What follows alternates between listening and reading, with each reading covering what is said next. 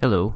Before we begin, just a reminder, in case it's not obvious, that the views expressed by Matt are his and his alone. Unless expressly stated, they're not similar to the views of either Tabletop Gaming Magazine or that of the Warner's Group of Publishing. That's just legally bit out the way. And secondly, listen, a big thank you to all of you who continue to actually download, listen, subscribe and rate and review us. Just a big thank you for helping us kind of reach where we are. We've got some really exciting things coming up, and it wouldn't be possible without you kind of listening right now. So thank you, and I hope you enjoy this very, very fun to do episode with Matt Jarvis from Tabletop Gaming Magazine. But now, on with the show.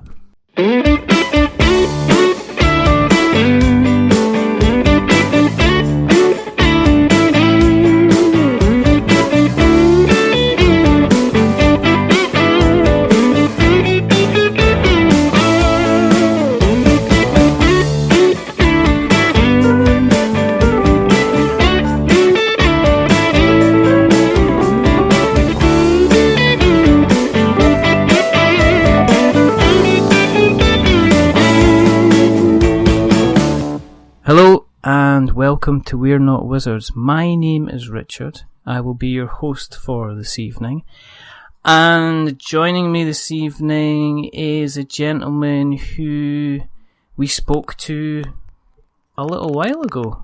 And he was taking his first steps into being the editor of Tabletop Gaming Magazine.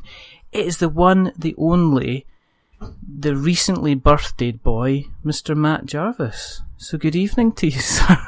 Good evening, Richard. How's it going? It's very, very good.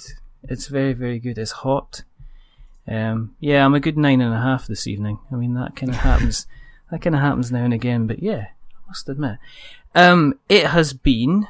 It's been a busy old year for you, I'm guessing. Definitely so far. And thank you for telling everyone that it's been my birthday recently. I appreciate that you're letting everyone know that I am in fact getting older and not ageless.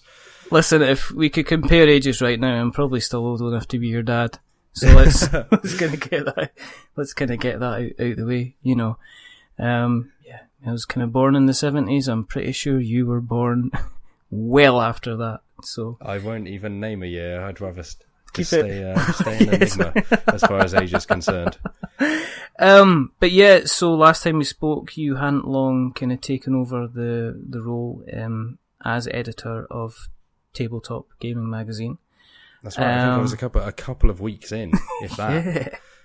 And then I was thrown onto the podcast and was sort of like, I've got to do this professionally now, rather than just being someone who likes to play games a lot.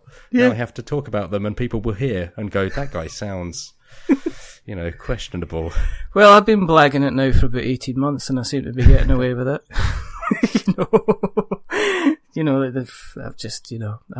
I've definitely played Settlers of Catan. Board game? What's a board game? Well, I guess we should say that for anybody who hasn't listened to the show before, thank you for coming on, whether you found us through the wonders of iTunes, and a quick mention to those who have actually gone on and subscribed and rated and reviewed us. Thank you very, very much. The reason that we do this, and Matt's heard this all before, and we're still running with the same joke, is that we believe there's quite simply not enough podcasts out there about board games. And the second reason that we do this is because sometimes we get people on, and we have them back on to find out what they've been up to, what they've been playing, and how in general life is treating them. So, Mr. Matt Jarvis, tonight you're officially now a repeat offender. How do you feel about that? I feel like there could be a better title for it, but I'll accept it. I'll roll with it. I probably won't put it on my CV. No. Don't take any offence when you don't see it popping up there. That's fine. I don't expect any kind of mention anywhere else. Recently I was a repeat offender. That'll be I'll change my title in the magazine from editor to repeat offender and see how many copies we shift then. How long it is before you get a quiet little email saying, if you wouldn't mind kind of coming up into the senior manager's office. But as we said, Gen Con's been around. Very quickly, was there anything that kind of tickled your fancy that you saw or you heard about? Well, it's been an interesting one, really. I think, actually, for me, the biggest thing was actually just before Gen Con. I don't think it technically counted as Gen Con, which was Twilight Imperium 4th edition. Yeah. Which I think Fantasy Flight dropped maybe the week before Gen Con or right at the beginning. And then, obviously, in Gen Con, Fantasy Flight then dropped Star Wars Legion, which sort of was a big old sort of surprise. But also, as someone who likes miniatures, or is trying to get back into miniatures, I suppose I should say, was sort of one of those things where I started to go, I guess I should save some money for this. I mean, there sure are a lot of Star Wars games out of Fantasy Flight now, but they continue to be very good, and those miniatures sure look really nice. They look, that actual noise, that involuntary noise that I apologise profusely for cutting across you, was actually not me, it was my wallet. Kind of in shock because miniatures, I mean, is it a bold move, is it a brave move in your opinion, or is it just something, it's just something different, isn't it? It's another thing to add to the stable. Well, I think it's an interesting one because they obviously had X-Wing now for a long time, and X-Wing is a proven money spinner, but X-Wing is a very different kind of game. It's not aimed at the miniatures crowd. No. You have, the ships come pre-painted. It's very quick. It's very snappy. You have quite a few. You have not that many even miniatures on the table. Yeah. And then obviously they experimented with Room Wars earlier this year that I enjoyed the gameplay of because it was just X-wingy enough to be quite snappy and so on. But I didn't particularly get behind the lore of the rune-bound universe. It just didn't capture me at all. I just found it quite generic as far as fantasy goes, and I think that was just, I don't know, it was a very mixed bag, and I don't know how it's fared. I'd be quite interested to know sort of the wider reception to it. But I think this makes sense in terms of putting Star Wars into miniatures. It's perhaps one of the best things to take on, the new Warhammer 40,000 with. Yeah. Because there's few universes out there for outside of gameplay, because there's obviously Infinity and things like that. But in terms of universes, there's few things that can take on Warhammer for sci-fi on the tabletop like Star Wars. Well, it's the world building, isn't it? I mean, the only other contender, I guess, would be Cool Mini or Not's kind of Fire and Ice Kickstarter. And even that, it didn't do that big compared to when you look at a lot of Common's other stuff. I mean, Rising Sun did several million. Yes. I think Ice and Fire crept over the million mark, maybe. I haven't, to be honest, I haven't checked since I think it's finished now. But considering that it's essentially Game of Thrones, and I don't know whether that played into it, maybe because it was branded as Song of Fire, Ice and Fire, instead of Game of Thrones, perhaps people just weren't as fussed because they wanted those characters from the TV show. They weren't necessarily as fussed about seeing, artist renditions of folks from the books. Maybe that you'd prefer, a small sort of miniature Peter Dinklage rather than, someone's impression of Tyrion. Yeah, I think that's maybe, I don't know, I kind of looking at it because I'm one of these annoying people, I chuck in a buck, as they would say. It's almost like a section of the show. You kind of, what would we chuck in a buck in this week? But yeah, it did 1.7, so it didn't do too badly. But compared to other CMON stuff, I think it really rallied towards the end. But I think I was going to say it definitely shot up. When I looked at it, it was about 700,000, I think, maybe the last time I looked at it. So it sounds like it shot up quite a bit. But even so, like you say, they're used to several multi-millions, and to get together less than 2 is, especially with something potentially as big as Ice and Fire Game of Thrones, you just expect that it would be much higher. Yeah, but I guess it's the kind of it's the world building stuff, because let's face it, Game of Thrones isn't about big armies fighting each other. I mean, a Lord of the Rings miniature game, big armies fighting each other, that's acceptable. Dark Imperium, big armies fighting each other, that's perfectly acceptable. Let's face it, Star Wars, as far as, I mean, in my opinion, and this is in my opinion, and when you are building a game like any kind of wargaming game, if one of the most difficult things is to build up the world, and it can take a long time to build up the world. I mean, let's face it, if you're just dropping Star Wars miniatures on the table, everybody knows. You drop like a biker scout on his little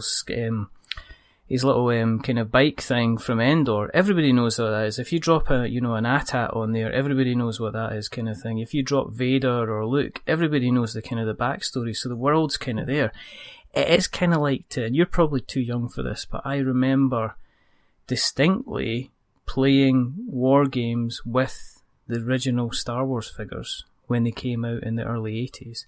So it was just like bigger versions of that, and you would line all the guys up, and you would sit them. You would actually stand them on the floor, and you would have the big machines facing off each other. So this was kind of like, this really, really hits a serious nostalgia vein for me. I mean, there is a little bell of joy kind of ringing away when I heard this was coming out. So we just have to see kind of how it plays.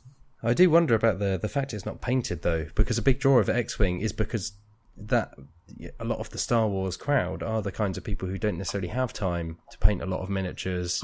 It's quite expensive, and I'm sure Legion would be sort of prohibitively expensive if those models were painted. I imagine that's a big part of why they're not. But it's such a bigger draw. I mean, even for me, I collected Warhammer as a kid. I was very much into painting, and I enjoy painting miniatures, but I just don't know if I would have the time to put into painting. I think maybe it helps that it's a skirmish game. There are fewer figures than a rank and file game like Rune Wars or even Warhammer. I mean, I think the expectation is you have quite a much smaller selection, and because they're Star Wars figures, I mean, Stormtroopers you can just spray them white essentially. Spray them white and do a quick wash and you're done. I know, that was it. I mean, Darth Vader spraying black, exactly. It'd be like the Minions in Mechs versus Minions. I thought you were talking about Minions from Despicable Me. I was like, well, I guess you can just spray them yellow. You just stick them in the middle of the field and all you hear is, banana. It's kind of terrifying to consider a miniatures game that involves Minions from Despicable Me. I think, sort of being oh my goodness, mixed in with the Warhammer universe. Sort of the grimdark universe of Warhammer meets the happy-go-lucky slapstick comedy of the Minions as they're torn apart. That has to somebody has to do that now. I mean, that does have to. Can you just imagine? You kind of like, what you doing? I want to imagine. I've got my 1,500 pointers. What are you bringing on? Well, I've got my legions here. I've got my librarians. What are you bringing? I've got Stan, Larry, Barry, Paul, Harry. And what's that? That's the big banana attack. Banana kind of thing. Oh, that'd be somebody out there if you're listening to this. But the Minions game has to happen, pretty much. But yeah, we'll see. I mean, I'm interested to see what they do with the rule set, because if they're going to go for something quite complicated, or if they're going to be looking for something that anybody can kind of jump in on. It sounds like it's quite quick in terms of the way the movement works, that you move a leader and then you sort of dot the rest of the squad around them, so you're not measuring each and every model. It sounds quite loose, which was... and it's also quite different. It's interesting they've gone with something very different to Rune Wars, which was obviously X-Wing. Yeah. But I suppose using then the X-Wing gameplay for another Star Wars game maybe isn't the way to go, because if you've got exactly the same gameplay but slightly different models, there's no real draw there for a different crowd. It's people who would already have X-Wing collections, not fussed about just buying a load of other models that they then have to paint themselves. Yeah. But it does sound interesting. I was really impressed with the new Warhammer. It was one of those things where I played a few matches of it and thought, I could actually get back into this. This is really drawing me back in. And it's been a really good sort of year for miniatures in general. You're seeing these really interesting takes on the formula from these big companies that aren't necessarily or hadn't been necessarily involved in that style of miniatures game before. Really, even with X-Wing, it's sort of a different style. Yeah, but I mean, if you get somebody committed to the wargame and stuff, let's face it, okay, if I go out and if I really like Scythe, I can buy the 2 or 3 expansions, and that's it. If I really like Star Wars Legion, I'm going to keep on buying, stuff after stuff after stuff, and then there is going to probably be the official Fantasy Flight paint set on how you paint your miniatures kind of thing. There's going to be additional expansions, potential rule books, additional campaigns. So it could be a nice little kind of additional money spinner. And and if they've not taken the lazy route of just remaking Rune Wars and sticking Star Wars on it, then people are going to maybe take a little bit more notice and not just sit there and say, "Bah, they just reskinned it and stuck it out there. Why should I bother?" kind of thing. And what do you think about that? I mean, is the X-Wing scene still as strong? I mean, I've seen the next wave of ships for that, and to be honest, I was kind of like going, I really don't recognise any of the ships. I think the scene is certainly, the competitive scene definitely seems to still be thriving. Yeah. I mean, at UK Games Expo, there was the European Championships of Fantasy Flight, and when I walked through the hall each time, it was absolutely packed out. I think you're right in the ships. Obviously, you hit a certain point where the Star Wars universe has so many recognisable ships, but for people who are really invested in that universe, the stuff from the Clone Wars series, and obviously from Rogue One, Force Awakens, and now that you've got a film out every year, there is a certain amount of new ships to bring in. Maybe not as recognisable, but if you're invested in that game anyway, I guess at some point it becomes, it doesn't matter as much what the ships look like. It's more about the gameplay. Once you're hooked by the initial Star Wars of it, that's why you get X-Wings and TIE Fighters in the core set, but then you move on to other stuff once you've learnt that gameplay and once you're looking for something different. But yeah, it is an interesting one. I think maybe I'm wrong with this. To be honest, I'm not a super close follower of the Fantasy Flight stuff, but Fantasy Flight is notorious for putting out expansions, obviously with the living card game stuff. I really like Arkham Horror, the card game, for instance, but it is impossible at some point for me to keep up. Yeah. As much as I like it, just because it's a relentless... look at Imperial Assault. Packs, you've got expansions. Yeah. I mean, Imperial Assault is the same. I mean, I've got Imperial Assault, which I kind of, to my shame, and I spoke with Andy Lewis from Polyhedron Collider about this, I haven't played it, and it's sat there for... Oh, really? Yeah, I just haven't, but then there'll be a time where I will be browsing through kind of a couple of retail sites and just be going, oh yeah, let's have a look and stick Imperial Assault into Chaos cards or something, and then just amazed at the number of various expansions, mini boxes, medium boxes, blister packs, kind of everything that you can get, and it just kind of puts me off, I think, a little bit. But we'll see. We'll see. It's kind of interesting to it'll be interesting to kind of see what happens. Was there anything else that you kind of thought, oh, hello, can't wait until we potentially have a look at this further on at Tabletop Magazine?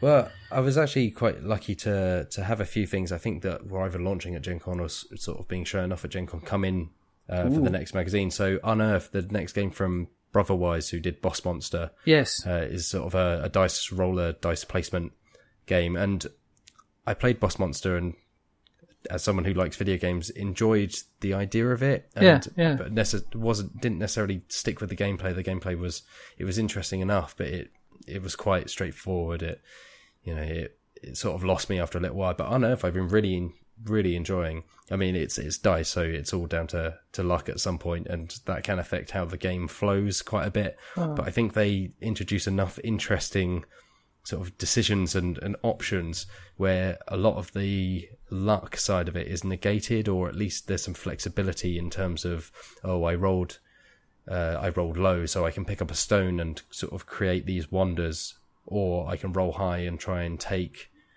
the main ruins from the center. So they do some really interesting stuff, and it looks incredible. I mean, it looks like Monument Valley, the iOS game. Oh, right, okay. Almost down to a T. And having spoken to them, I think they said that they obviously came up with the art style independently, but there's definitely that influence of isometric phone games. I mean, it's undeniable at some point. You look at Boss Monster, and that was 8-bit and 16-bit. Yeah, I mean, games. It was like the box looked like a Nintendo packet. I mean, you could exactly. I mean, I kind of got into it kind of accidentally. I was sitting there playing my brother's old Nintendo, and looked at a box, and I got the inspiration. But no, I'm looking at the I mean, I'm looking at the box art just now, and yeah, you kind of, you say tomato, I say tomato. We're not insinuating, but it does look very, very similar to what you see in Monument Valley. But it is, it's not that expensive. It's a really nice set. I mean, it comes. This is a sort of a personal love of mine, but it comes with a dice bag, or a bag for the tokens even. But it comes with a sort of branded Stitch logo dice bag, which is always something. Speaking of Arkham Horror, the card game, the one big thing that game was missing was a bag for the tokens that you draw out when having tests and doing combat and so on. Which we ended up using a Bananagrams bag, I think, in the end. But it's just one of those things where it's a little touch. It's just that little extra, isn't it? Yeah, exactly. Yeah. And the cards are all, I think the main ruins are sort of these big tarot card style shapes. And then the Delver cards are small X-Wing style, small cards. And then the Wonders are almost a normal playing card size. And so you've got this difference of sizes. You've got these nice, you get a different selection of dice for each person. I think you get a D4, maybe 1D8, and then 3D6s, something along those lines.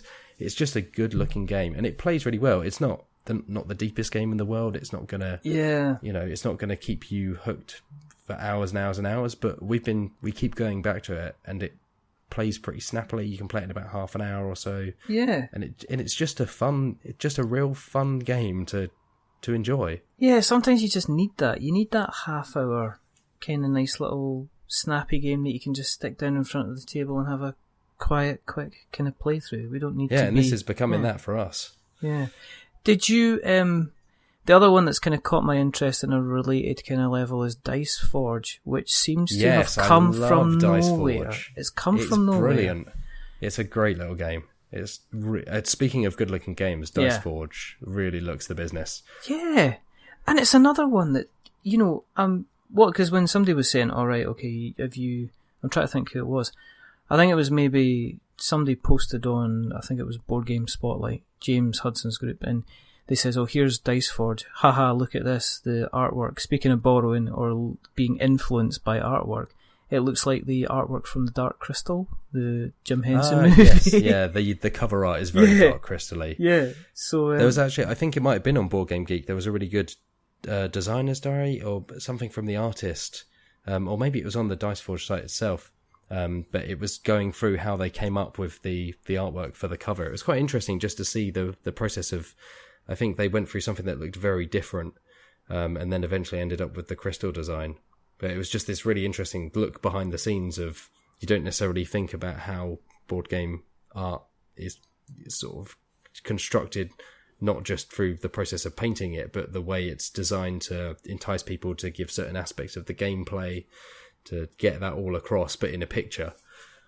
It just looks really nice. It looks the kind of it's nice, and it's sort of like a bright, breezy kind of game. The only thing I've heard, I mean, again, it's like what, 30 odd quid or something. So it's something else that's maybe not going to ridiculously break the bank. But did you really kind of enjoy it? Do you really like it? Yes, yeah, it's a great. Again, it's not the deepest thing in the world, but there's a real satisfying sort of just loop to it, where you're obviously upgrading your dice. Some of the dice stuff is a little finicky, sort of getting the panels off. Yeah. The dice, I think, they're obviously constructed in a way that where it's best to get the faces off and so on, but there's something about them that isn't quite completely up my street. I think it's the rounded corners and things like that. They feel a little, I don't know, almost a little gimmicky, but the actual gameplay and the way it looks is fantastic. And there's just a good, satisfying build-up of... it's been a little while since I played it, I'm trying to remember. But you build up, I think it's moon and sun, I can't remember what they're referred to in-game as. Yeah. But you can either sort of build up those and get upgrades, or you can invest in faces, so you can get powers from one board in the shape of cards and so on, that introduce new, and some of them introduce completely new mechanics, so you can expand the amount of cubes you can hold for certain resources and things like that, or you can just upgrade your faces. So there's this good split of trying to progress things forwards, or almost investing in better die faces, which obviously then you pick which die they go on, and it is very straightforward, but there's this real interesting just hook to it, and it looks really nice. They use the actual box, which is something you don't often see, in a really interesting way, where you place the tray of die faces on top of the box, and the main box is decorated to look like a Greek temple or an ancient temple. Yeah, I've seen that. And then there's a separate board that extends and is meant to be placed next to it, so it comes all together into this sort of this really great looking, just like I guess landscape on the tabletop, and all the cards that slot into the edges continue the artwork. It's just a really good looking game. It plays really well, and it's really straightforward. It's the kind of thing I could introduce to my parents or something like that. But it is just a cracking little game in itself. I mean, it's just like, stop being so many board games, stop being so many good, please. I mean, I had an interesting day because I spoke to Frank West, friend of the show, and all round nice guy. At least until I thought he was an all round nice guy, because he says, "Oh look, here's a list of all the games that I played at Gen Con." So he says he sent me his board game geek list of everything that he played, and kind of Dice Forge was on there. He also came back with the Dead of Winter Flick 'em Up. Oh yes, yeah. And I'm just really intrigued to hear what they would do with that kind of IP, how they've kind of made it cartooninized, I guess, that's not even a word. How they've done that, but kind of maintain the kind of the Dead of Winter theme. I don't know if if that's something you've looked at or seen. I know they were selling it at Gen Con. I know that I know there was a big noise made about that at the time that it was actually going on sale at Gen Con. It's definitely something I'm keeping my eye on.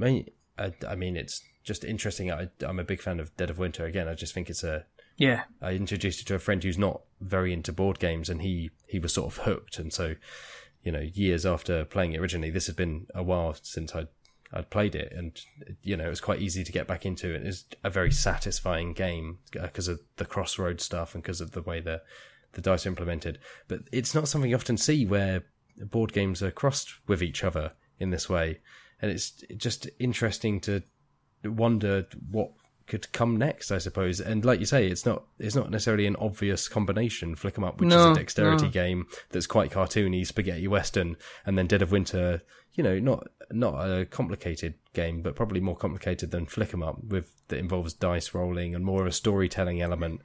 And it's quite to mash dark. them up is it's you wouldn't necessarily think of it, but I'm really intrigued to see, I guess, how it plays and what myself and what other people think of it, and whether that's something we can expect more of as board games continue to grow, and sort of as these universes continue to be there to grow in the way that they are, and to become their own entities, like Runebound, like Fantasy Flight's pushing Runebound. Yeah. We don't often see board games in the same way that something like video games or films. You don't often know characters from board games because the players are the characters in a lot of ways. Dead of Winter is actually an exception, where you have named characters like Sparky the dog and so on, and people seem to know that. I mean, there's a comic book of Dead of Winter, and so if there can be a comic book, what else could there be? Could we see a Dead of Winter film, or would that just be Dawn of the Dead but snowy?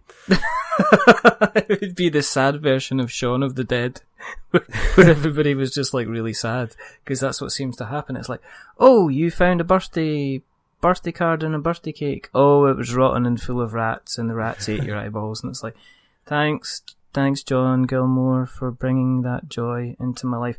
I'm just interested to see how it plays. I'd be guessing, and this is a total guess, is that there's the whole kind of, when you're playing, you always roll for exposure, and I'm wondering if you still get the pieces of the map are out there to visit the things, and you've got to flick to reach the places, and if you flick too much or too little, and if you don't land, you end up in the kind of outside and potentially could end up getting bitten. I mean, it's one of these, it kind of opens your eyes to kind of like the possibilities, which is kind of... I definitely hope it's that more than just, it's Flick 'em Up, but with zombies instead of cowboys, and you have a couple of characters. Yeah. Because that would just feel like a waste. But So you've been playing much yourself? I mean, we had a quick chat in the green room and you said, actually, I have been able to play some stuff. So what you been playing yourself then? So yeah, I've gone back to quite a few games recently. One of the ones I'm particularly enjoying at the moment, which I've been through for review and sort of keep going back to, is Deadline, which is, I think it's a WizKids game. I can't remember the designer, but it's a really interesting comment. It's sort of like Sherlock Holmes Consulting Detective, or I suppose it's even closer to Watson and Holmes. I don't know if you played that, the recent sort of spin-off of that was more of a auction and bidding game, with the mystery sort of condensed onto cards. I've heard a lot about that. I've heard people kind of very praiseworthy of that. It's a fantastic game, but this does a similar thing, and it's not Victorian murder mysteries or Jack the Ripper or anything like that. It's sort of a pulpy 1930s New York setting, and you play as detectives working together. All right. But it's got a card game mechanic that drives the mysteries. So you choose a location, and each location has a certain combination of it's very sort of film noir and sort of, you know, Ray Bradbury, all of those sort of authors. It's kind of like so your it condenses pulpy it down type to book kind of thing. Exactly. It's pulp as it comes. The cover is a magazine, like a pulpy magazine totally. sort of artwork. Yeah. But the symbols you're trying to match on these cards that you're playing down there's like a gun, there's a whiskey shot glass, there's cigarettes. It's, you know, it's the pulp things you think of. It's all the cliches, but it leans into it in a way that really works.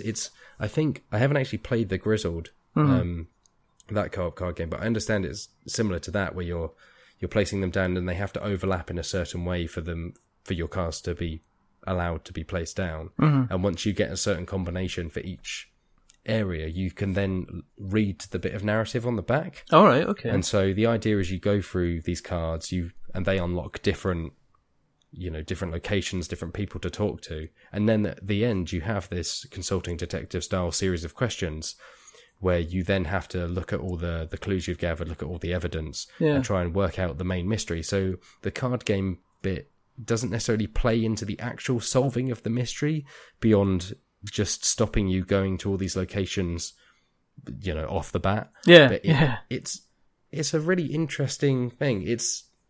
The writing is very pulpy. It hits all the cliches.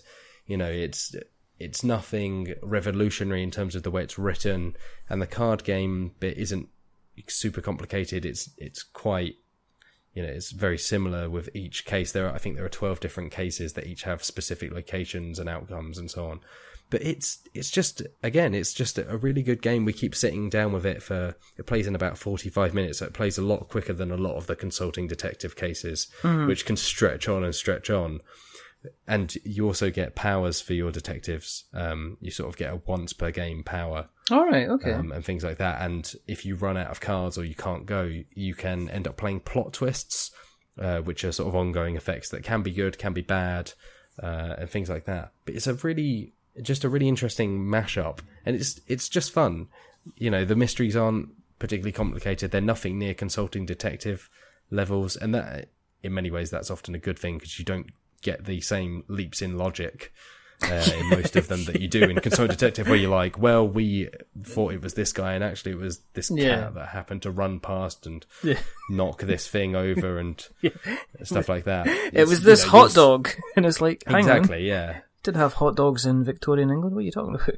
But you'll solve the mysteries with not that much difficulty. It's very hard to miss a lot of the clues. All right, okay. There are ways to miss them if you fail enough of the clue cards, but it never gets particularly tough, and you know if you've missed a clue, so you can normally work out what you're missing. But it's just quite a satisfying game to play. It's sort of like sitting down to watch, 45-minute TV program, one of those, BBC sort of crime dramas and so on. You sort of know where it's going, you know how the people will speak, you know who did it when they appear on screen, but exactly. It's still fun to sit down and work it out and go through the motions. So I've been really, really enjoying that. Cool. I mean, is that another one that's about 30 odd quid then? There seem to be... I'd imagine so. There's not a lot in the box. It's largely cards. The cards aren't, they're relatively thin. and things like that. So I don't quote me on it, but I'd imagine it's about 30 or £40. I'd be very surprised if it was more than that. We'll find out. I mean, we shall track it down, and we shall make sure we bring it to the ground, and then we shall stick it in the show notes so people can all kind of find it. Is there anything? It sounds like a bit of a theme. Are you kind of hanging on to the games that you can kind of get through in about 30-40 minutes? I do like to play longer stuff. With reviews, obviously, it's often nice to have the shorter stuff to go back to in between as palate cleansers, like Sushi Go's become a favourite between reviews, just to break things up.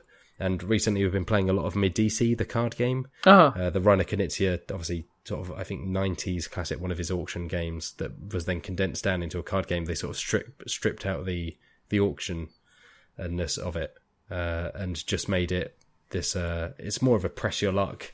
You draw a certain amount of cards and you're trying to put these resources onto your boat. You have a limited amount of space and then you stick them in a warehouse and they're worth different values and so on. But that's been, I mean, I haven't actually played the original Medici, I'll admit that up front, but I've been really, really enjoying the card game version of it.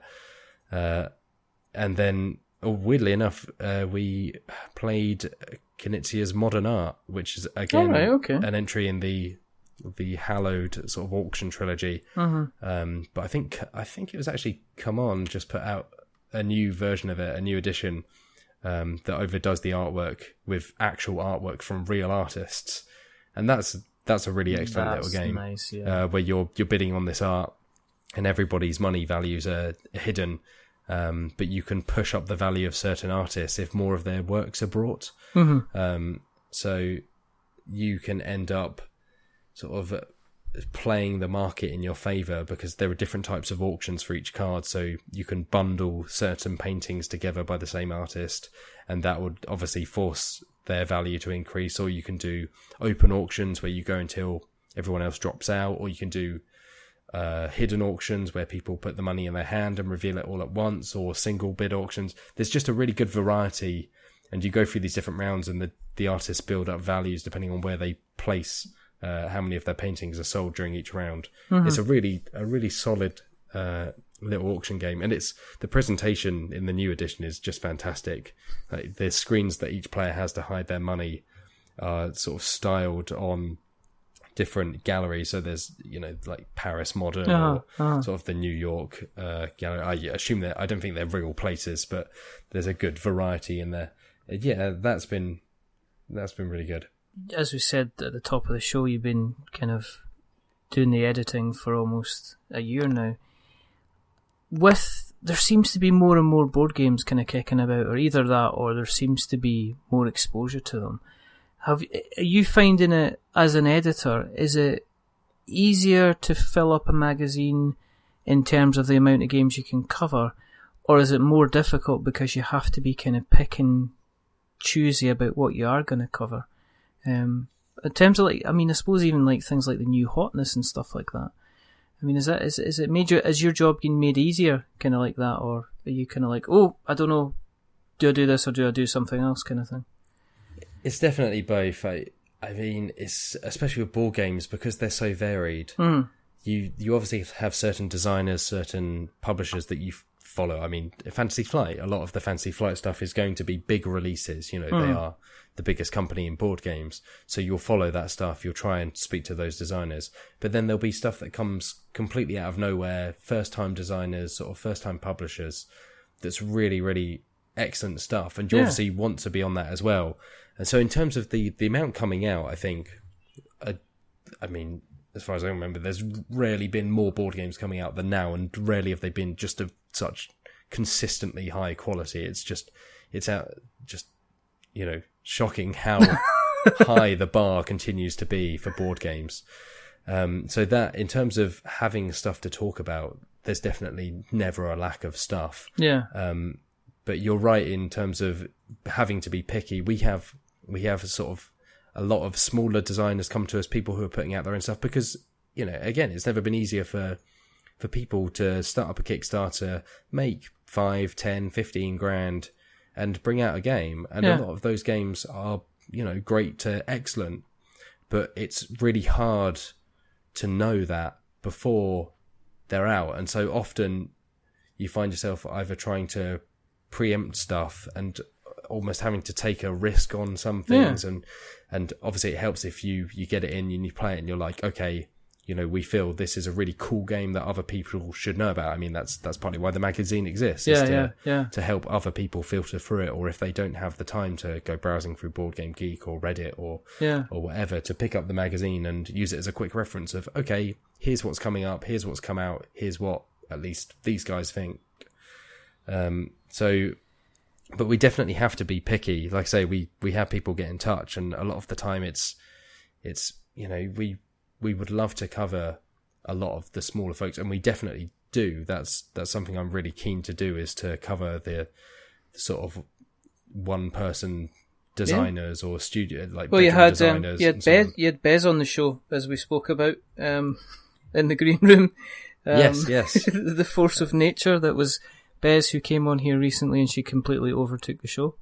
But I mean, did you, speaking of small, I mean, there's guys like, say, inside the box board games that came out of seemingly nowhere with like Statecraft, and then were taking both Statecraft and Subterra won awards at the kind of the UK Games Expo, which was really, really kind of out of the blue compared to kind of what else was out there. Yeah, exactly. And I think in the last issue, that would be maybe the August issue, actually. I'm forgetting which issue, sorry. I start to lose track at some point because the months become a blur. The problem is when you're writing a magazine, you're obviously writing the magazine for a month that you're not in, so you start to lose track. So at the moment we're working on October, so I keep thinking it's October, but it's not.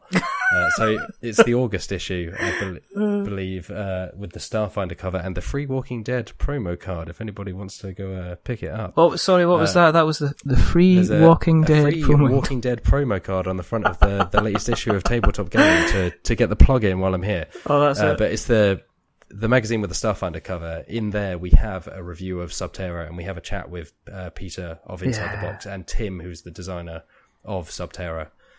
So it's definitely one of those things where that was really interesting, and even before UK Games Expo we were keeping an eye on Inside the Box and thinking, okay, this looks really interesting. You know, Subterra is a really interesting concept, sort of Pandemic meets The Descent, and again, Statecraft, we've got a review in the next magazine. All right, okay. Sort of a really interesting concept of this political card game where you are running, you know, you're trying to get voters on your side, for sometimes it's a democratic election, sometimes it's not, but you're trying to shift your policies to attract different types of voters. So maybe you're trying to attract the unemployed and they're after one thing, or maybe you're trying to attract older voters they're after one thing, and so they, Inside the Box, definitely have these really interesting concepts. I have personally found that the gameplay doesn't always pan out in those games. I was quite disappointed by Subterra, I'll admit. I really, really was looking forward to playing it, and just every time I played it, I just found it quite repetitive. It never really captured the atmosphere that I was looking for from a game like that. And actually, Statecraft was similar.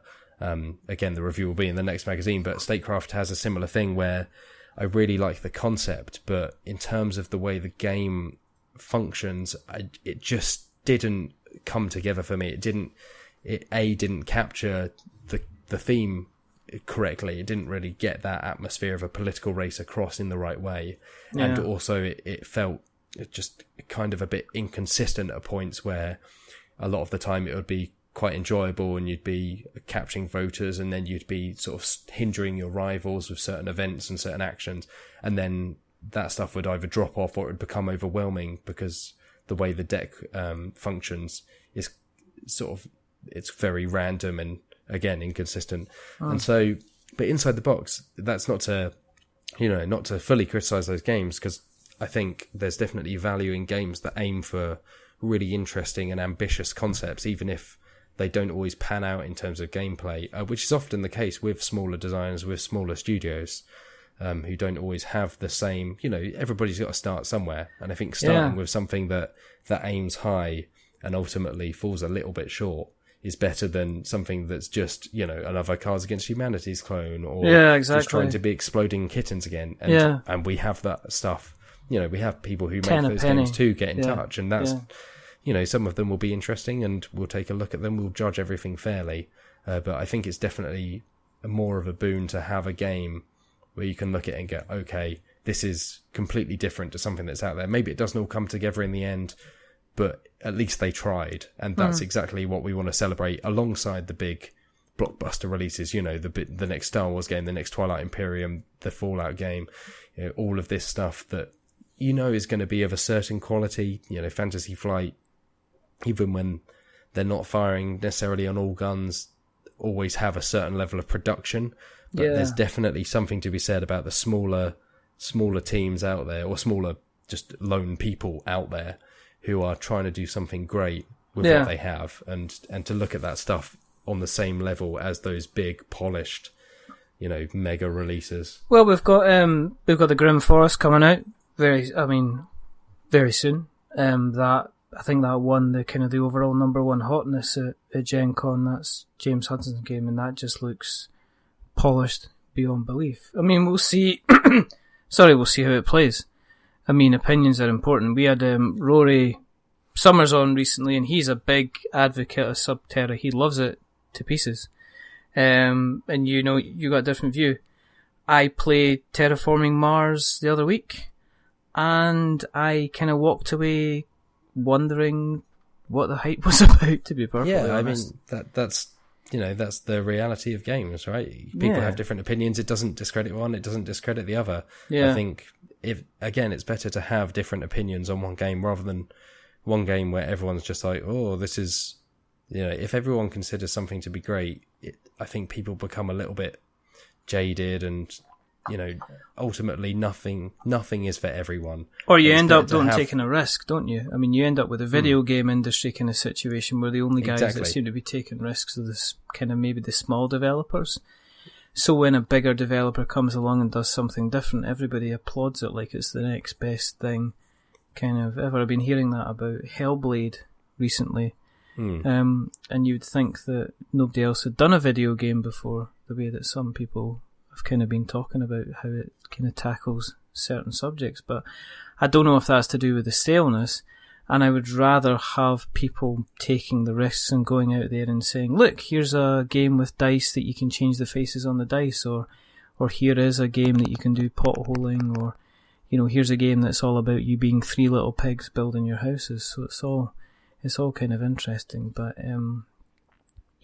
except apart from you, when I played Terraforming Mars, I put a big post on the Facebook Board Game Spotlight group and said, Terraforming Mars, I don't think it lived up to the hype.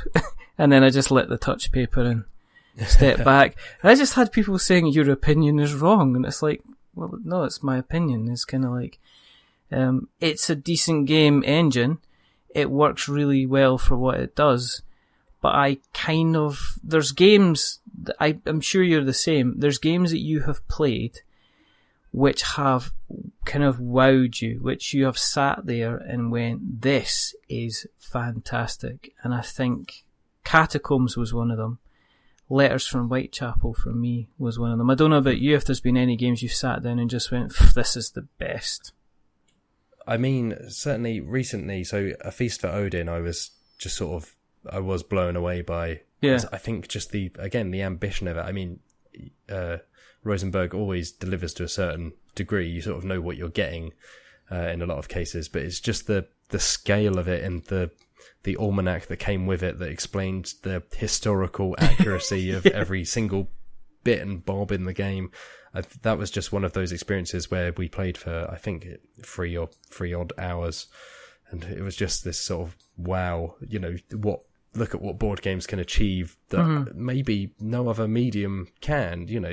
There are other ways of simulating things. There are video games that do it. There are, programs that do it. There are books that give you an experience, or films that give you an experience. But that was one of those things where it definitely felt like this is one of the few things where you almost couldn't feel it being recreated in any other medium, because there was just something about it, the physical nature of it, the arrangement of, things in your storage hut as you're collecting them, the way you turn over board, in the same way that Pandemic Legacy, when I played that, I played it with my partner, and we played the entire season over a couple of nights. We were playing Pandemic Legacy for like 4 or 5 hours a night, something like that. You're a binge playing it. Yeah, because we just were absolutely hooked on the legacy aspects, this sort of the tearing up of cards and the way that all progressed. And I had a similar feeling about Gloomhaven when I was playing Gloomhaven. Yeah, how did you get on with Gloomhaven? Yeah, was it good? I absolutely love it. And we sat down like every night for multiple weeks and would just play through 1 or 2 scenarios. We'd go back to the city, we'd have the encounters, we'd level up our people, we'd unlock all these boxes. And again, it's one of those things that you just can't imagine working. It could be recreated in, it could be made into an app, it could be made into these other things. It could potentially be a choose your own adventure book, but it just wouldn't have the same level of sort of immersion, of involvement. And that's a big thing for me. I know that, again, people look for different things in board games, but that's something that I am definitely, that always draws me in, is this, just like, I am doing this, I am involved in this, I'm changing the way that this plays out. But Gloomhaven, I don't think it's perfect. There are definitely aspects that could be improved. I think the box is pretty awful. The organisation of the box is god awful, and it would be a much better game if it came with some decent trays. Actually, the Wasteland Express delivery service, I haven't played it yet, but we spent yesterday punching bits out of punch boards and putting them in the box. But my god, that box is very good. Is that one that's in the office, or is that your? No, that's I've brought it home with me because I'm actually off work this week, taking a break after Gen Con.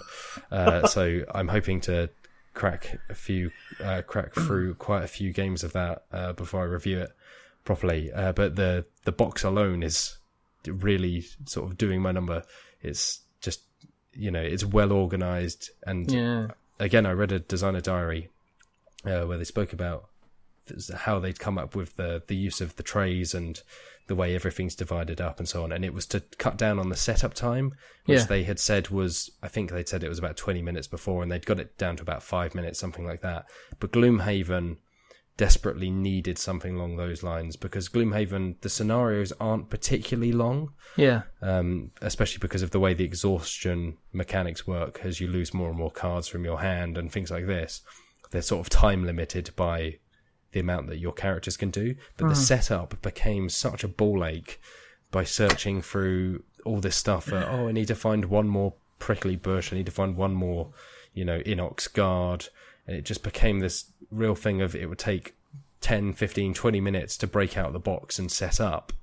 But the scenarios weren't taking us that long. And I feel like if that setup could have been reduced by just a decent organisation in the box, then it would become a game that you'd be able to play one scenario a night. And obviously there's like 100 scenarios in the box, so there's a lot to get through.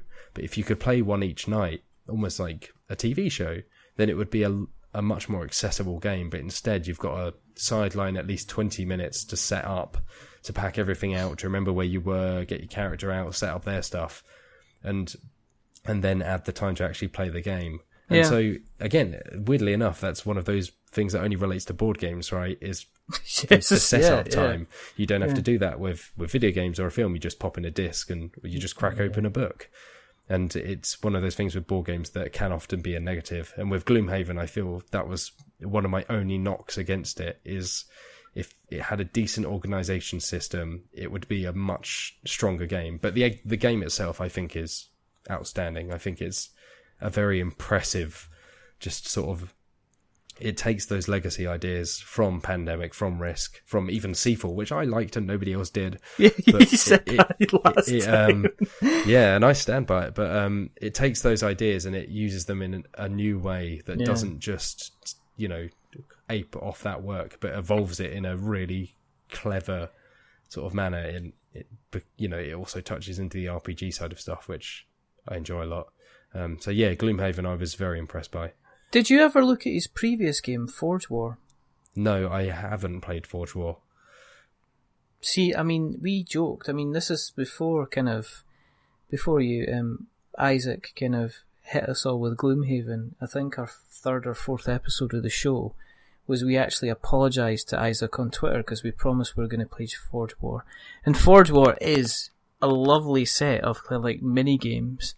And if you if you miss the Gloomhaven train and you want to start to see the obvious kind of the brilliance of Isaac Childress's mine, I would advise you go and pick it up. I mean, it's one of these games, I think, that it's little mini games. So there's a little mini game about collecting resources in the mine. Then there's a little mini game about kind of like buying weapons and getting people up a skill level to go on a quest. And then there's a little third mini game about actually going on a quest and kind of taking down people based on the equipment that you've got and your strength and stuff like that. And it's one of these games that it suffers from setup-itis. I think it took about half an hour but it's very, very elegant and very, very beautiful to play kind of once it got going. I personally don't have and will not be getting a copy of Gloomhaven. 2 reasons. The first reason is Colin's getting Gloomhaven, and so we'll be playing that together. And the second reason is at the time it was either that or if it was City of Kings by Frank West. Got to look after my boy, basically. But so even though he sent me that massive list of all the games that he played, I've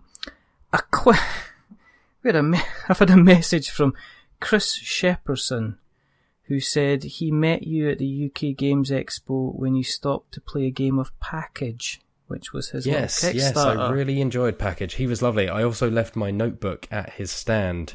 Right. I think on maybe the Friday or the Saturday, and he was very kind and actually took it all the way home with him and then brought it back the very next morning and gave it to me. Because he had to leave immediately, so he ran off with my book. But it was my own fault for leaving on his stand. So yes, Chris was very, very kind, and I enjoyed Package very much. I thought it was a really interesting game that used not a lot of stuff. There's sort of a couple of cubes and bits and bobs, but it was a really interesting sort of micro game. But boy, there's a lot happening, a lot to sort of consider. Well, he says hello, so there you go. So hello, Chris. There you go. Well, and he's, So there you go. So it turns out he says you were a lovely bloke, but it turns out that he's quite a lovely bloke as well for going going over and above to kind of get you. You've been concentrating a lot aside on the website. I mean, obviously we were talking about kind of balancing up the content that goes in the magazine with more stuff that goes on the website. So are you kind of a bit more free-handed on the website with what you're putting on? Does it give you scope to be kind of covering more stuff on a day-to-day basis? Is it kind of thing? Because it seemed to have gone from some place which was worthwhile having a look at for the big news stories to you seem to have seriously be concentrating on packing it with an awful lot of content. Oh well, thank you. I suppose it's two different styles of coverage of board games. The magazine obviously has reviews. It has these sort of longer form features and big interviews, and there's definitely some of that on the website as well. We throw up exclusive interviews there and whatnot. But I think the website, it reflects the way that people use the internet a lot more, which is the sort of smaller, sort of in the moment stories. Yeah. Because I think that people, at least, our readers and people who enjoy board games, they're more likely to sit down with a magazine. They're more likely to enjoy, a big sort of 6-8 page interview about Starfinder, about Bears vs. Babies in that format. But I don't think people necessarily use websites, any website, for that anymore. There's longer form stuff out there, and we do some of that on the website as well. But it's definitely more of a in the moment, this is being announced, or here's what you should know about this. So I think it helps and because the magazine is naturally slower because of the way that magazines work and they need to be printed and so on, that makes sense to almost split it that way. And there is some crossover, but we obviously want to, people who buy the magazine don't want to see all of that stuff just up on the website. No. So we definitely hold quite a lot back for the magazine. And then on the website, you get a lot of the stuff that you don't necessarily get in the magazine, because by the time the magazine comes out, it's just not relevant anymore. A lot of those stories are smaller stories that just, if they're important stories in the magazine, we'll cover them in more in-depth ways. We'll speak to the designers, we'll speak to artists or publishers or studios, or we'll have a review. Whereas on the website, it will be more of a, okay, here's what you need to know now. Yeah. And then, the rest, if you want to know more, come to the magazine, read this big feature on it.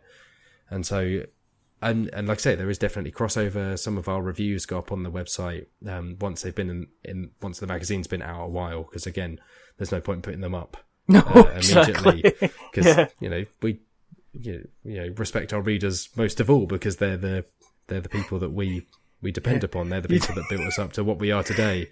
You don't want somebody running past them while they're reading the magazine and going, "Mate, they gave this a 3. Sorry." He said he hated it. He's just like, what? Well, at least on the internet they can reply and tell me on Twitter that they disagree very much with my opinions. Yes, and I'm sure they use that exact wording. I'd like to point you out, Mr. Jarvis, to an error I believe you made in your judgment of the following dates. So you've been on the internet before, Richard. Yes, I've definitely. I think, normal discourse and a kind of, I guess, regular value discussion is obviously the way forward on these things. Wow, I need to get out more. What are you looking forward to? I mean, we're coming up to. I mean, we have got. Let's face it, SN. It's it's one of the biggest ones for Europe.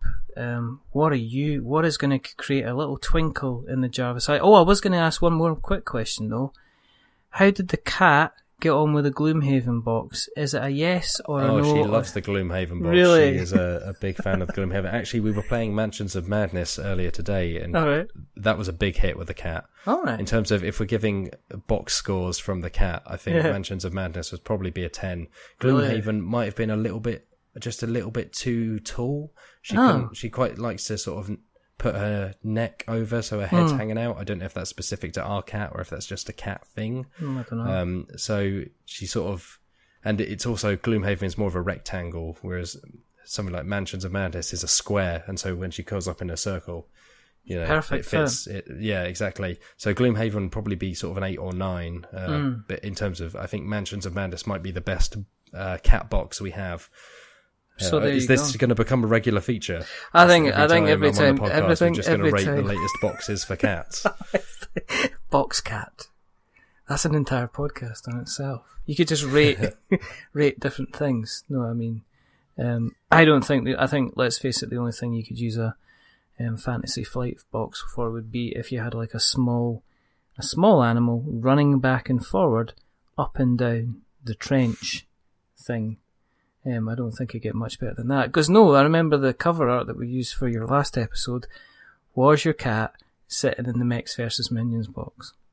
Yes, that was a big hit. That was a roomy box though. Did you get all the way through to the end of the campaign? You know what? Yes, yeah. I really liked it. Really, really liked it. Yeah. I think that might have been one of my early editor's choices in the magazine. Okay. But yeah, Mechs vs Minions is a fantastic... fantastic. As someone who absolutely hated League of Legends when I played it, I can't stand, and not necessarily the universe, sort of the gameplay, and I hate to say it, kind of the community. A lot of that stuff put me off. Yeah. But, in terms of Mechs vs Minions, the game, it's just a fantastic game. Good. And I wonder if Riot will do more, because I would definitely like to see them sort of build on that. Not necessarily with an expansion either. No. I think they might have announced the expansion. I honestly can't remember. It was I think it was maybe they were hinting at some kind of toolkit to allow you to create your own scenarios. That might have been it. Which would be interesting. But I'd love to see maybe just like a card game, something like that. Yeah. Speaking of which, like the Dark Souls card game, what's going on there? Like, come on. I think, well, if anyone read the magazine, they'll know that I really did not like Dark Souls, the board game. Despite being very excited for it and being very fond of Dark Souls, the video game. Yeah. And really, but I don't think it's a bad game. I think what it is it's a really good set of components, a really good set of ideas, and sort of an underbaked set of rules. I feel if they were to revise the rules a little, maybe if some people were to house rule it, it would become perhaps a good game, maybe even a great game. But I think there's some just inherent flaws in the way the grinding works, and it just isn't fun. The way it is now, it's not fun at all. But a card game might solve that, because that suggests that a card game would be quicker, might sort of streamline a lot of that stuff just because it's done with cards. It's not necessarily having to trudge your way through the same set of map tiles again and again and again. And Bloodborne the card game, of course, Eric Lang's Bloodborne the card game, I really liked. I thought that was brilliant. And so I'm sort of questioning the need for a Dark Souls card game at all. Yeah. And then, of course, they've got Resident Evil going on as well. So they're... Do you know what? There's only one thing that I am not too sure about, which is the way that you can get it, which is going through the backer kit.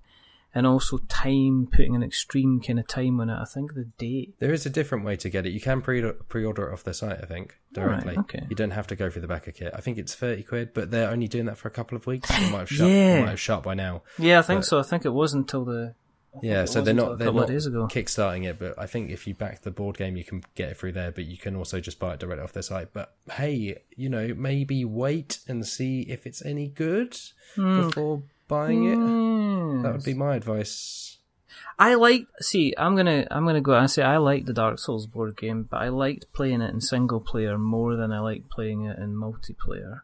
I think that would probably help. I think the single player rules they naturally introduce a lot of the stuff that needs to cut down that grind. Yeah. Yeah. Well, you do start off, instantly it says, it's a quick aside, it says, like, if you start with more than one player, more than one player, put no souls in the pot. Exactly. If you start off with just one player, put 27 souls in the thing, and you're just like, right, okay, well that makes already a huge kind of difference, so it does kind of cut down on the grade. Yeah, but and you're not having to split them between people and be like, No. well, you can level up and use maybe this weapon if we get one by randomly drawing cards out of the treasure deck, maybe. I feel like we spent all our souls on drawing treasure cards, guess we can't level up and use any of these items, never mind. Okay, I think I'm taking you down to a position of not like, this is angry, Matt. I'm not sure but that's what I mean. Like, I feel like if they tweaked those rules, yeah. if they had changed those rules, it could be a good game to a great game. I think the ideas in there, the combat is great, the boss fights are fantastic. Yes. The models and the miniatures are great.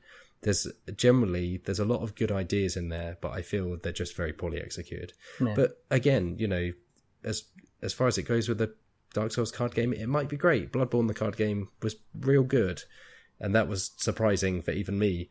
It's an Eric Lang game, it's based on a video game, sort of different ends of the spectrum there, but that was really, really good. But I would probably just say don't pre-order it, maybe just wait and then read like Tabletop or wherever your review outlet of choices. I have to say that's why they exist. Other websites and magazines are available. Terms and conditions on request. There's people, because you're going to start saying, "Oh, I store my stuff in Kallax shelving," and then we're all back to a whole now you mention it. Don't even, Matt. Come on. I don't use Kallax. I'm probably one of the few people that doesn't. I store them under. I've got a bed that lifts up. So that's how we naturally limit the board game collection is by storing it under a bed. Although that rule has been broken because we started storing stuff above the bookcase and next to the bookcase and in every nook and cranny around the house. I was waiting for that. Mechs vs. Minions is now living on top of the bookcase because Jesus Christ, that box is massive. That's like, it's like, see those adverts you see on Film 4 in the morning if you've accidentally been watching a film the night before. And then you turn the telly on before, put the telly on. And you get these like, I've got abs, kind of like the abs adverts, perfect abs. I'm just expecting one day just to see a guy coming out, I'm from Riot Games. I do Mechs and Minions. I do 15 stomach crunches a day with my Mechs and Minions box. And look at these, I'm ripped. And it's just a guy doing exercises using the Mechs versus Minions box, because I even said to my 11-year-old son, "Oh, here, we're going to be playing this," and we did. We played it for hours and had the best time. But I gave him the box, and he constantly put it in his arms and then fell flat horizontally on his back because he couldn't have upended him, which was, I had to be concerned as a father, but also I did laugh a lot. That's fair enough. It is. I think that's only fair, really. Is there anything? Only one way to teach them. Well, that's by letting them fall and then just picking them up when they realise that they shouldn't be handling board games which are too big. No, is there anything that you're looking forward to kind of going forward? Because we said Essen and then we sidetracked and then we talked Dark Souls. But with Essen coming up, is there anything that you're particularly excited about? I mean, I don't think it's been confirmed for Essen yet, but I'd be very surprised if it's not out there. Pandemic Legacy Season 2, obviously, having chatted about how sort of obsessed we were with the first one. Just to see what Rob and Matt have done, I mean, where can you go, really? Because the first one was built on Pandemic and used that in a really clever way, but here they're sort of starting from scratch again. I'm just wondering how they'll build that up. And of course, Rob, having done Seafall, this seems to have some elements of Seafall, and it seems to have some elements of Pandemic Iberia, which I think is a fantastic edition of Pandemic. It's a really, really good sort of spin on Pandemic. It's very Pandemic-like, but it introduces sort of more of a naval movement system and sort of moving between ports and things like this.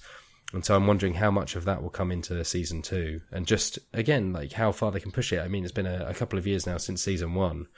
And like I say, since then, there's been so many legacy games. There's been things like Gloomhaven. There's obviously Charterstone coming up, which I'm really interested in because I think Scythe is just incredible.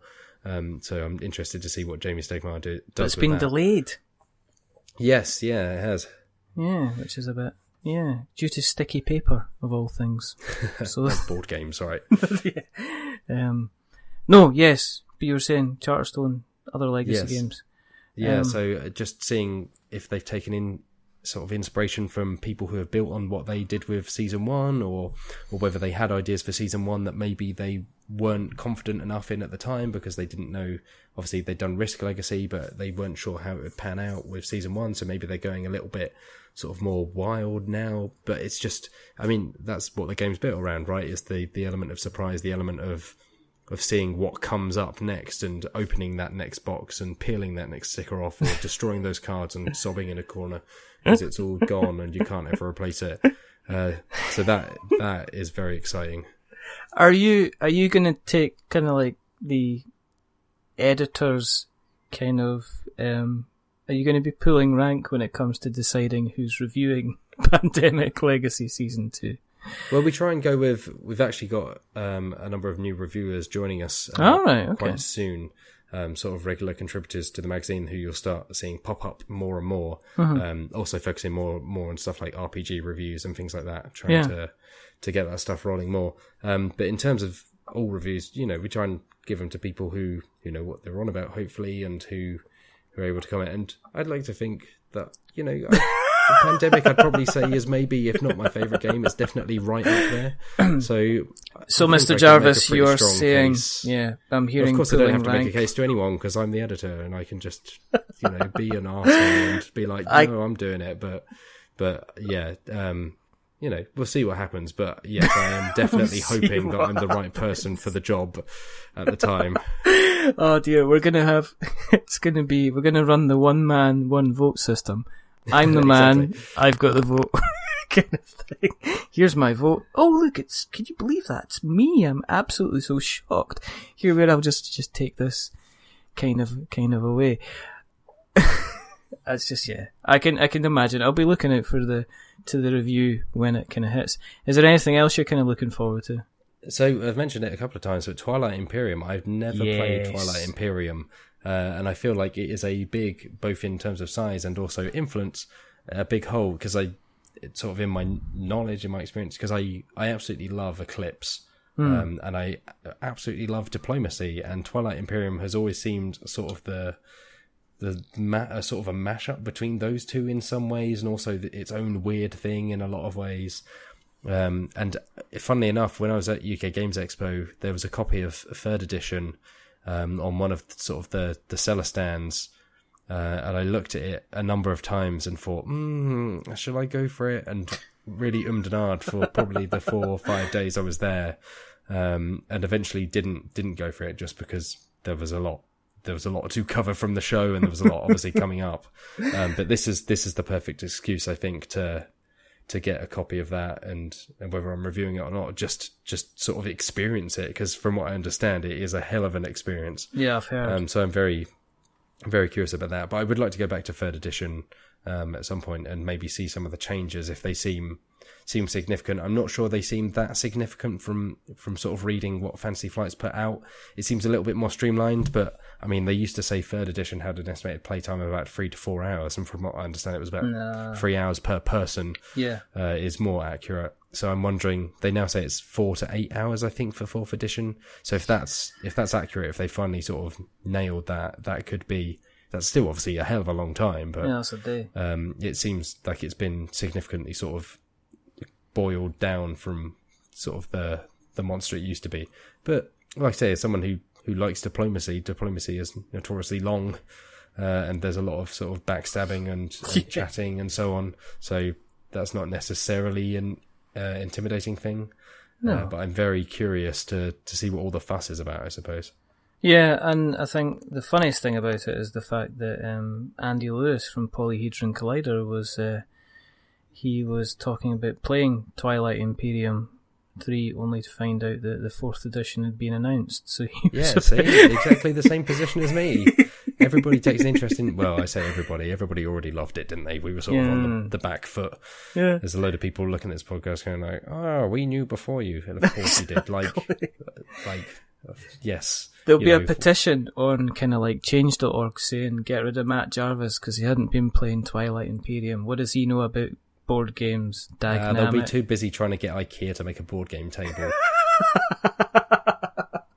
I've seen there's a gaming table thing going about recently. Yeah. I've seen that kind of kicking about. And what I've also seen, Dized as well, this kind of learn the rules app thing, which I've seen that kind of kicking about as well, which seems to be like a companion. We actually have in the October issue, we will have an interview with Dized. Oh, okay. What they're doing. It's really interesting. I spoke to them at UK Games Expo. I think it's a really good thing. It could be a really good thing, depending on how they do it. They're essentially trying to teach you as you go along and to get rid of that, because it can be the case, you crack open a game and then there's like half an hour to an hour of learning the game. And they're trying to get rid of that using an app, which is like a noble deed. Whether it works out, we'll see. But it sounds interesting, and it sounds. I asked them about because obviously there are plenty of YouTube videos out there that teach you as you go along that are all very excellent.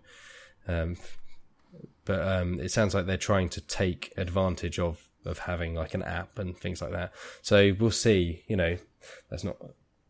It could turn out to just be sort of a mess of how it works, because you're having to tap on a thing between each tiny little adjustment or move, and some things might not be as clear as they are in a rule book.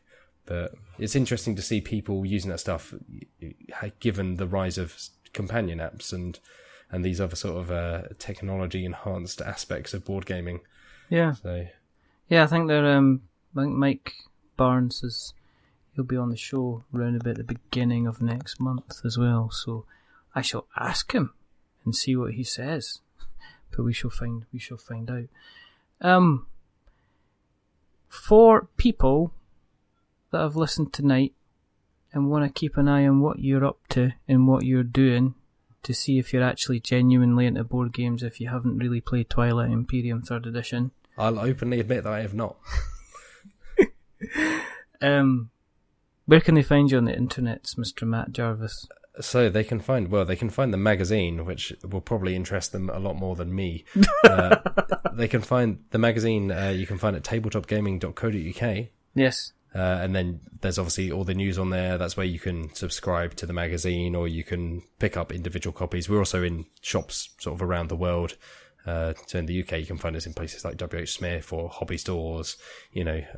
Sainsbury's at the moment is one of the Starfinder issue and so on. So you should be able to find us in there. Oh, good. We're on Facebook. Facebook is just .com/Tabletop Gaming Magazine. And then Twitter is /tabletop or @tabletop mag. But if you go to the website, it's all there. tabletopgaming.co.uk. That will lead you to where you need to go. But I mean, if people enjoy the mag, they just get in touch. Like, we love to hear from readers. Someone sent me a handwritten letter the other day. I was blown away. What? With a hand-drawn diplomacy map, of all things. Really? because we had reviewed Diplomacy in the magazine, the new edition. Yeah. The 2017 edition. And they'd obviously read this review and just decided to get in touch on a whim and sort of tell us about this alternate map that I think someone else had created. They hadn't created it, but they were letting us know. But I mean, that stuff is fantastic. Like we try and respond to every email, that letter I couldn't respond to because they didn't leave an address, but I would have. I would have sent a carrier pigeon if someone sent one to me first. Maybe they just get the next. Don't send me carrier pigeons, please. Remember, carrier pigeons, really bright white ones as well. Matt really likes the grey ones too. So does his cat, probably. Oh God, yeah. In a zombie apocalypse, okay, you're running down the street. You manage to escape into an alley, into the back door of a place, and it turns out to be a huge board game emporium, okay? Mm-hmm. Time is no object. Money is no object. They have any game you want. What 3 games, knowing that you're about to go out into the front door with the zombie horde, thinking of survival, what 3 board games do you take with you? So I have to use them for survival. The or you can just survival. You could be survival, or you could just take them along because they're damn good fun, and you might end up meeting between 2 to 9 people.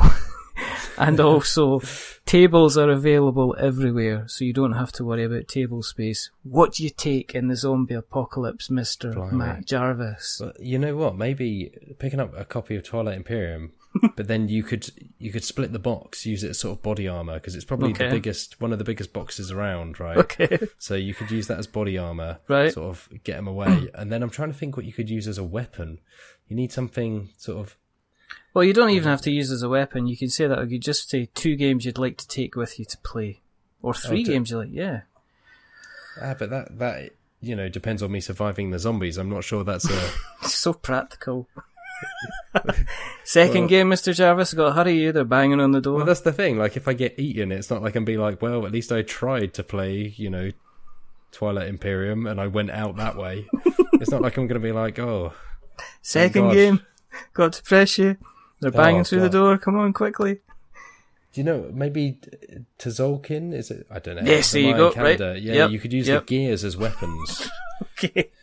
He's taking an entire Walking I'm sure that Dead slant on cardboard this. gears would do a lot against, rotting flesh and bone, but... Well, they're very kind of off-the-bone kind of zombies, so they would probably just fall apart if you touched them.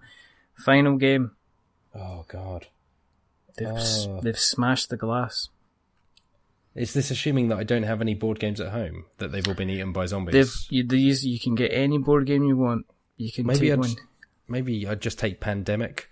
Just go Pandemic, because then if I meet anyone, I can be like, let me explain to you what's going on. And we could use it to plan, assuming that we then had the ability to fly between countries and also set up medical centres and quarantines and so on. You've actually you've role-played this to the next level. Yes. Dear. And on that note, listen, thank you for coming on. Thank you very much for having me. It's been a pleasure again. And hopefully people don't believe anything I've said here. Just read the magazine. Don't listen to me. This is why I'm better in words, because I can delete all the stupid things that I'm about to say. Listen, if I deleted all the stupid things I said, there'd only be like about 15 episodes of this podcast, and the rest of it would just be other people talking to silence, pretty much. This has been a pleasure, as always, to have you on. As Matt has rightly said, if you want to go and read the words as opposed to any other method, then we'll put links in the show notes, so we've got notes to show. Tabletop Gaming Magazine, we show, as I say, they'll be there for you to have a look through. No, listen, just thank you for coming on. It's been good to catch up. Thank you. Really glad. Anytime. Yeah, I'm good to see the magazine is doing really well, and the online side seems to be doing well too. Yes, keep your eyes peeled. We will have some exciting stuff in store very soon. That is all I can say. But needless to say, there's a lot of exciting stuff happening. That gives me nothing, Jarvis. I know. Absolutely. This is why I work in journalism. Stage. And here's some exciting news that I'm not going to tell you. It's like Henry Jasper buy the magazine. Buy the magazine if you want the news. The new exclusives. You can go on the website. It's free on the website. The news is free. The news is free. Everything else, no. The subscription will cost you. You can subscribe online to the magazine as well. You definitely can. Yeah, around the world as well. No matter where you are, no excuse. And in digital. Fantastic. We're not sponsored by Tabletop Gaming Magazine, I need to point that out. But there are only 2 more things to do. And the first thing is to remember that we are many things. But we're not wizards. Are we wizards? No. Absolutely well, not. Most of the time, I know. I've been known to dabble. Don't ruin what has been an absolutely wonderful time this evening by even going near the W word. And the second thing is to, well, if you want to catch up and remember what we are up to, or remember what we're up to, find out what we're up to, follow us, look after us, search us out on the Googles. Go to Google's, search We're Not Wizards. You will find us on YouTube, you will find us on Acast, you'll find us on Stitcher, you'll find us on Twitter, you'll find us on Instagram, you'll find us on Facebook, you'll find us hanging about various kind of board game type groups on Facebook now, kind of occasionally causing controversy, but always with a slight wink in our eye, just to say, haha, let's not take the internet too seriously. If you like what you've listened to tonight, and we do thank everybody that has actually been leaving us reviews, because it really does help us get out there. If you do like what you've heard, as we say, jump on Apple Podcasts and drop us a rating, drop us a review. If you are going to give us a review, remember, don't give us a 10, because that makes us big-headed. Don't give us a 1, because that makes us cry. Give us a 5, because that is in the middle. It is average. And we are very average. But as I say, the person that's not been average tonight is the wonderful, fantastic man of paper and words, Mr. Matt Jarvis. So, thank you again, Matt. Thank you, Richard. It is time to say goodbye. So, as I say, it's a goodbye from Matt. Goodbye. And it's a goodbye from me. Remember, stay safe. Roll 6s. I'm not going to plug it anymore because we've plugged it enough. But keep an eye out. Essen's coming along. Let's see what's going to happen with Essen. Stay tuned to us for some other interviews coming up, including Mr. DC from Steamforge Games, who's going to talk about Dark Souls. We've also got John Gilmore's going to be coming on. We've got James Hudson's going to be coming on. We've got Mike Barnes from Diced. We've got Mark McKinnon from Wreck and Ruin fame. He's coming back on again, plus a few more. We will be putting news of that on the website. But until the next time, thank you for listening. Big hugs and kisses, and goodbye.